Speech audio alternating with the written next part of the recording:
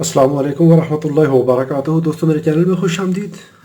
आज के इस सेशन में हम देखेंगे MD 2009 DFX NPN ट्रांजिस्टर है, जो कि थोड़ा सा आम ट्रांजिस्टर से ज़रा हट के है। चलिए देखते हैं इसमें क्या है। MD 2009 DFX, ये ट्रांजिस्टर CRT टीवी जो होते हैं या कलर मॉनिटर होते हैं, कलर टीवी होते हैं, वहाँ पे लगा होता है हॉरिजेंटल डिफ्लेक्शन ड्राइवर के लिए, क्योंकि स्क्रीन के ऊपर इलेक्ट्रॉन बीम चलती है राइट से लेफ़्ट, तो ये इस तरह स्टेयर केस में बहुत जल्दी कट ऑफ होता है NPN ट्रांजिस्टर, लेकिन इसकी टेस्टिंग और इसका फंक्शन बाकी ट्रांजिस्टर्स की निस्बत थोड़ा सा हटके है। कलेक्टर है, एमीटर है आम ट्रांजिस्टर की तरह, और यहाँ पर इसके अंदर एक पेरिस्टिक डायोड है, बॉडी डायोड है, फ्री व्हीलिंग डायोड है, जो कि कलेक्टर से एमीटर के दरमियान लगा हुआ है। और इसके अंदर ये बेस है इसका, लेकिन बेस से लेके एमीटर के दरमियान एक रजिस्टर लगी हुई है, पुल डाउन रजिस्टर है, RB कहते हैं इसको। तो ये RBE base to emitter register, इस टाइप के ट्रांजिस्टर के अंदर ये 60 ओम होती है, 55 ओम 60 ओम, यानी तकरीबन 60 ओम के करीब होती है। इसमें 22 ओम 40 ओम 47 ओम 10 किलो ओम 2.7 के 2.2 के मुख्तलिफ किस्म के ट्रांजिस्टर आते हैं, और अमूमन को डिजिटल ट्रांजिस्टर भी कहा जाता है।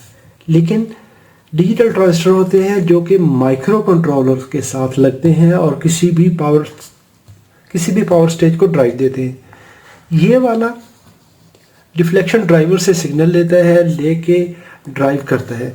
बेस करंट इसकी है 7 एम्पियर और कलेक्टर करंट है इसकी 10 एम्पियर, यानी गेन इसका बहुत थोड़ा है, हाई वोल्टेज है। इसके जो वोल्टेज कलेक्टर एमीटर होते हैं, कलेक्टर एमीटर वोल्टेज होते हैं, वो 1500 वोल्ट तक होते हैं। टेस्ट करने के लिए इसकी टेस्टिंग, अभी चूँकि इसमें 60 ओम की रजिस्टर आ गई, ये एक बॉडी डायोड आ गया। टेस्टिंग थोड़ी सी मुख्तलिफ है, आम ट्रांजिस्टर की तरह ये टेस्ट नहीं होगा। पहले हम मल्टीमीटर को रेजिस्टेंस पे सेट करेंगे। अगर इसका हम पिन आउट देख लें तो पिन आउट, पहली पिन इसकी बेस है, सेंटर पिन कलेक्टर है, और ये पिन इसकी एमीटर है। इसी तरीके से हम इसको टेस्ट करेंगे, base collector emitter. Resistance check कर ले बेस से एमीटर के दरमियान,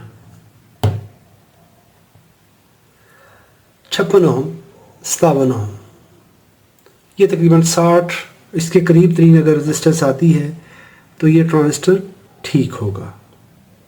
अभी हम ये रेजिस्टेंस देख के नहीं कह सकते कि ये इसका जंक्शन ठीक है या नहीं, ये सिर्फ हमने रेजिस्टेंस चेक की है। बेसिकली जब हम चेक करते हैं बेस टू एमीटर, वहाँ पे ट्रांजिस्टर के अंदर ये रेजिस्टर नहीं होती, तो उस वक्त हम ये जंक्शन चेक कर रहे होते हैं।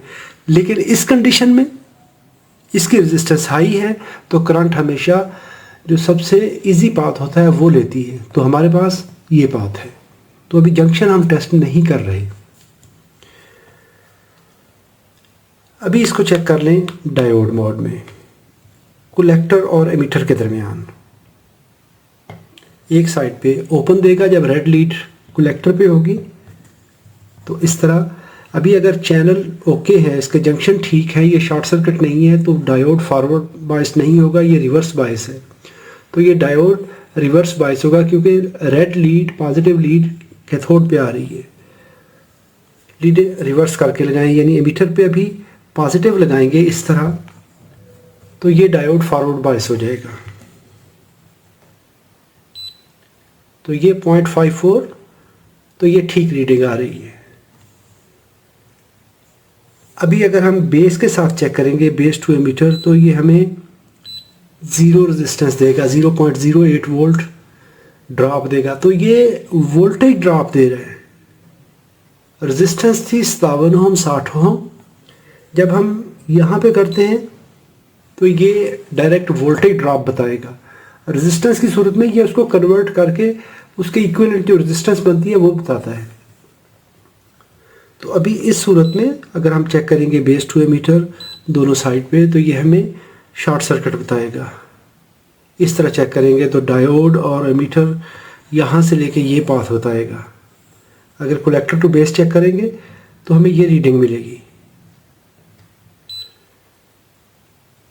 یعنی بلیک لیڈ آپ نے یہاں پہ رکھی، بلیک سے ہوتے ہوئے ڈائیوڈ اور یہ ریزسٹنس، ڈائیوڈ اور یہ رزسٹر، اور ہمیں بیس پہ یہ ریڈنگ مل رہی ہے.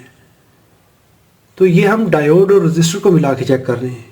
ابھی اس کو ٹیسٹ کرنے کے لیے اس کو لائیو ٹیسٹنگ کرنی پڑتی ہے.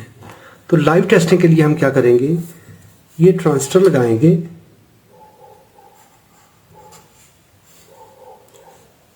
ایمیٹر، اور یہ اس کی رزسٹر ہے، یہ اس کی رزسٹنس ہے ایمیٹر کے درمیان، یہ کلیکٹر ہے، کلیکٹر کا یہ ڈائیوڈ ہے،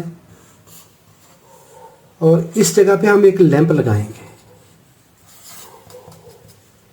اس کو ہم دیں گے 12 وولٹ پازیٹیو یہاں پہ، اور گراؤنڈ یہاں پہ، ریٹرن پاتھ یہاں پہ لگے گا. یہ جو بیس ہے اس پہ ہم ایک 100 اوم کی رزسٹر لگائیں گے 2 واٹ کی، اور یہ 12 وولٹ کا سگنل اس کو ٹچ کریں گے. چلیں اس کو ٹیسٹ کرتے ہیں. ابھی آپ اس کو کسی بھی پروجیکٹ بورڈ پہ لگا کے ٹیسٹ کر سکتے ہیں. بیس، کلیکٹر، ایمیٹر. کلیکٹر پہ ہم لگائیں گے یہ لیمپ. میرے پاس 12 وولٹ کا لیمپ ہے، ٹیسٹ لیمپ، تو میں یہ لگا لوں گا. یہ جو لیمپ کا ایک اینڈ ہے اس کو ایسے میں اوپن جو رکھا ہے اس پہ ایک یہ کنیکشن وائر لگا لیتا ہوں.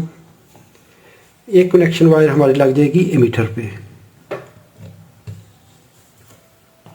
اور یہ میں 100 اوم کی رزسٹر لگاؤں گا.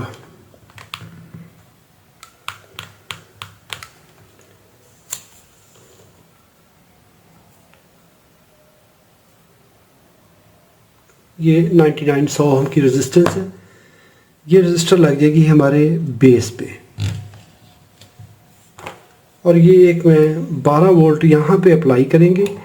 یہ 12 وولٹ والا سگنل ہم اس جگہ پہ ٹچ کریں گے جب ضرورت پڑے گی. یہاں پہ پازیٹیو، یہاں پہ گراؤنڈ. یہ میرے پاس 12 وولٹ کا سگنل ہے. ابھی سب سے پہلے ہم اس طرح کنیکٹ کر کے ایک دفعہ ٹچ کر کے دیکھ لیں گے. ایمیٹر پہ ہم یہ بلیک لگائیں گے اور یہاں پہ ریڈ لگائیں گے، تو یہ ٹرانزسٹر، یہ لیمپ آف ہے. تو اس کا مطلب ہے کہ یہ ٹرانزسٹر آف حالت میں ہے اس وقت. اس کا یہ ڈائیوڈ بھی ریورس بائس کنڈیشن میں ہے، تو یہ ہمیں یہاں پہ انڈیکیشن نہیں مل رہی. ابھی ایمیٹر پہ ہم پازیٹیو لگائیں گے، اور یہاں پر اور لیمپ پہ ہم دیں گے نیگیٹو سپلائی.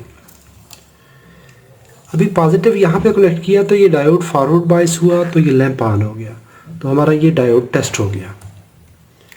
ابھی ہم سپلائی دیں گے صحیح طریقے سے، ایمیٹر پہ گراؤنڈ اور لیمپ پہ پازیٹیو، اور یہ ہمارا ٹیسٹ سگنل ہے. اس ٹیسٹ سگنل کو جب میں یہاں پہ ٹچ کروں گا رزسٹر پہ تو اس کو آن ہونا چاہیے. اگر تو یہ آن ہوتا ہے تو ہمارا یہ ٹرانزسٹر ٹھیک ہے. اگر یہ آن نہیں ہو رہا تو پھر یہ ٹرانزسٹر یہاں سے اس کا جنکشن ختم ہو چکا ہے. جب ہم اس پہ یہ بیس کرنٹ اپلائی کرتے ہیں تو اس وقت اس کی یہ کرنٹ فلو کرتی ہے. یہ عموماً سٹیئر کیس سگنل ویو فارم بنانے کے لیے ہوتا ہے، جو کہ سکرین کے اوپر جب ہم جو پرانے ڈیفینیشن ہوتے ہیں وہ پکسل بائی پکسل اس کو موو کرواتا ہے ہر سٹیپ پہ. تو اس طرح سے اس کی سوئچنگ ہوتی ہے. جیسے ہی اس کا سگنل کٹ ہوتا ہے تو یہ فوراً سے اس کی کرنٹ جو ہے وہ زیرو ہو جاتی ہے، کیونکہ اس کا گین تھوڑا ہے، ہیوی کرنٹ پہ ہیوی بیس کرنٹ پہ آن ہوتا ہے، اور یہ آگے نیکسٹ سرکٹ کو کنٹرول کر رہا ہوتا ہے. ویڈیو معلوماتی ہو تو لائک کیجیے گا، سوال ہو تو کامنٹ میں لکھیے. اپنا اور اپنے پیاروں کا بہت سارا خیال رکھیے. السلام علیکم ورحمۃ اللہ وبرکاتہ.